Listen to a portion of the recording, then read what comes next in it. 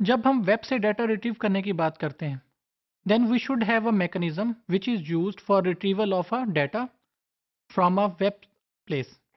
That web can be common current web और can be a semantic web.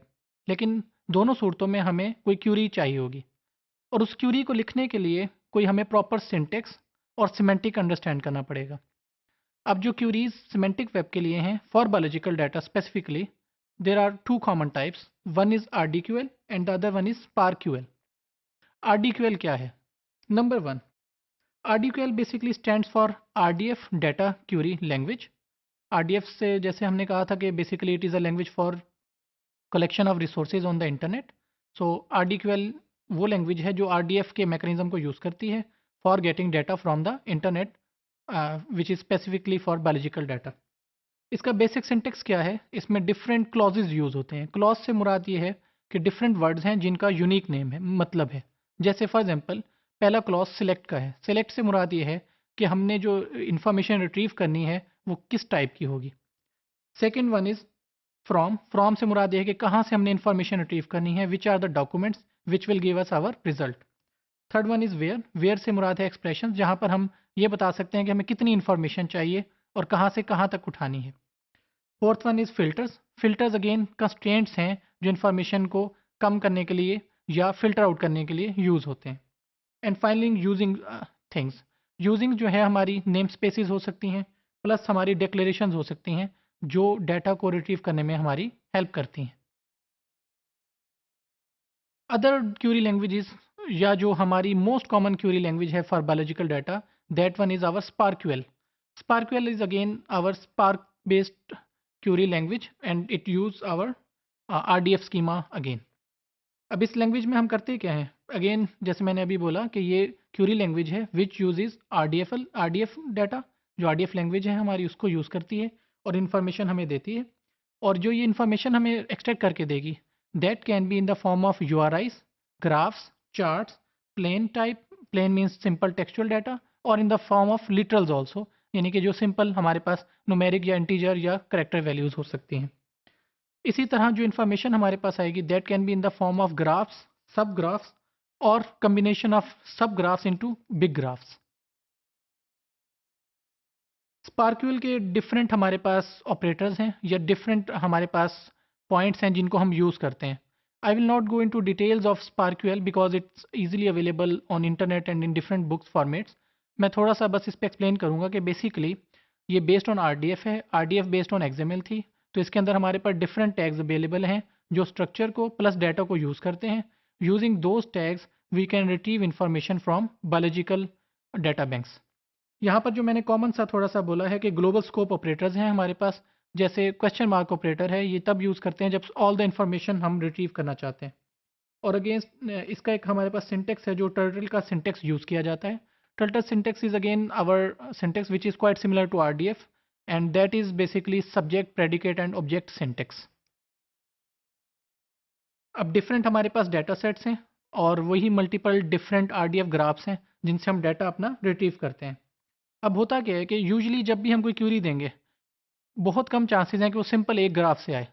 ज़्यादा chances ये हैं कि it would be from combination of different graphs. अब जब वो डिफरेंट कम्बिनेशन ऑफ ग्राफ से होगा तो हमें कोई ऐसा मैकेनिज्म चाहिए जो इंडिविजुअल ग्राफ्स को कंबाइन करके एक ग्राफ बनाए और वहाँ से हम रिजल्ट रिट्रीव कर सकें. तो इसके लिए हमारे पास दो टाइप्स हैं RDF ग्राफ्स की. Number one is background graph. Background graph जो है वो खुद कोई चीज़ प्रेजेंट नहीं करता, कोई इन्फॉर्मेशन अटेन नहीं करता. वो हेल्प करता है हमें यूजफुल इन्फॉर्मेशन फाइंड आउट करने में. And second one is named graph. Named graph क्या है?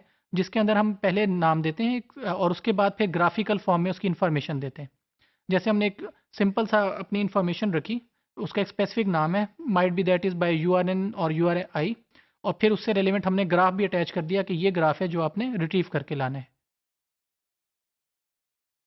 क्यूरी के डिफरेंट फॉर्म्स हैं. जैसे मैंने पहले बोला, RDQL के लिए हमारे पास डिफरेंट पैरामीटर्स थे, जैसे सिलेक्ट था और उसके बाद हमारे पास वेयर था जिसको हमने क्लॉजेस कहा था.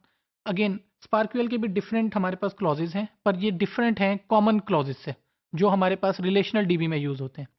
जैसे जब हम रिलेशनल DB की बात करते हैं तो हमारा फोकस होता है set of attributes and their relations, और इसके लिए हम इंडेक्स वैल्यू की टर्म यूज़ करते हैं.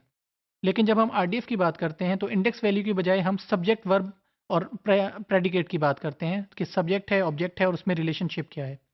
तो इस चीज़ को कैप्चर करने के लिए हमारे पास क्यूरीज में या क्लॉजेज में डिफरेंस आता है। फॉर एग्जांपल जो सिलेक्ट का क्लॉज है उसमें हम ये बताएंगे कि हमारा एक्सएमएल क्या है या हमारा आरडीएफ का फॉर्मेट क्या होगा, और जो रिट्रीव हमारे पास रिजल्ट्स आएंगे वो किसी स्पेसिफिक पैटर्न के अगेंस्ट होंगे और वो पैटर्न जो है वो हमारा एक्सएमएल बेस्ड होगा। इसी तरह कंस्ट्रक्ट है हमारा। कंस्ट्रक्ट क्या करता है कि हमें एक ग्राफ बनाने में मदद करता है। जो हमारा आरडीएफ स्कीमा है उसको ग्राफ को जनरेट करने में हेल्प करती है कंस्ट्रक्ट की command. Similarly third clause describe का, डिस्क्राइब बेसिकली ये बताता है कि जो हमारे आरडीएफ को यूज़ करते हुए रिसोर्सेज अवेलेबल हैं उनकी एक्सप्लेनेशन क्या है, उनकी डिस्क्रिप्शन क्या है। इसी तरह आस्क का ग्राफ जो है वो एक बाइनरी रिलेशनशिप बताता है कि वो रिजल्ट येस या नो की फॉर्म में रिट्रीव कर देता है। मूविंग ऑन, यहाँ पर मैं अब 3 डिफरेंट इम्प्लीमेंटेशंस बताऊँगा जो हमारी अवेलेबल हैं for our query languages and our RDF databases. Number one is Jana. Jana is basically API from Java library, Java programming language. इसकी एक इम्प्लीमेंटेशन है which is arc. Basically arc एक हमारे पास plug in है for जैना जो help करता है हमें स्पार्क्यूएल की क्यूरीज को बिल्ड करने में। अब ये करता क्या है कि it parses queries which are expressed in RDQL और its in own internal language जो हमारी आरक्यू की होगी। और अभी तक ये ऑल्दो स्टैंडर्ड नहीं है, स्टैंडर्ड या पार्ट नहीं है जैना का, लेकिन इट वर्क्स विद जैना। And similarly it's available with Jana library which is Java API, और it can be self constrained library के फॉर्म में डाउनलोड किया जा सकता है और इसको यूज़ किया जा सकता है for writing SPARQL commands.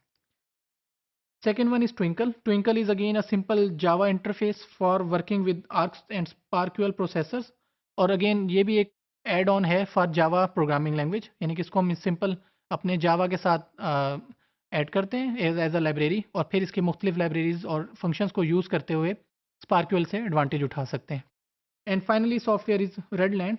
Basically it is again a set of free software packages, और ये क्या करते हैं हमारे पास आरडीएफ के लिए यूज़ करते हैं, और इनके जो बैक एंड पे हमारे पास क्यूरी लैंग्वेज है that is basically rascal RDF Curie language, जो अगेन ओपन सोर्स लैंग्वेज है जिसको यूज़ करते हुए हम अपनी आरडीएफ प्लस स्पार्क्यूएल बेस्ड क्यूरीज लिख सकते हैं।